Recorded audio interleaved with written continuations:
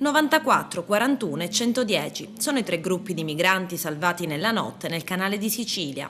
Uomini, donne e 10 bambini, tratti in salvo grazie all'operazione Mare Nostrum condotta dalla Marina Militare, che ha lavorato in tandem con la Guardia Costiera.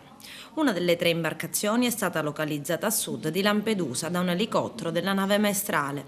Sul posto si è diretta la stessa unità navale che ha proceduto al trasbordo dei cittadini extracomunitari. Poco più tardi un pattugliatore della Guardia Costiera ha raggiunto un gommone in difficoltà a 70 miglia a sud di Lampedusa ed ha preso a bordo 41 migranti che erano sull'unità.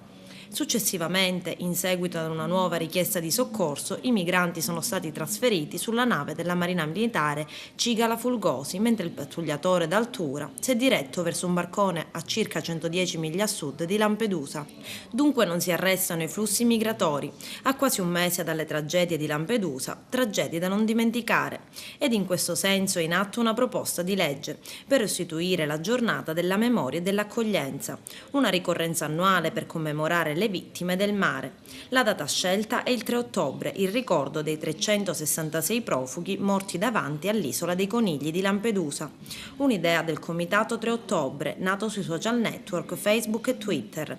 Per il sindaco di Lampedusa, Giusy Nicolini, si tratta di una bella e concreta testimonianza dell'impegno collettivo di quanti vogliono agire perché cambino le politiche dell'asilo e dell'accoglienza affinché tragedie simili non si ripetano.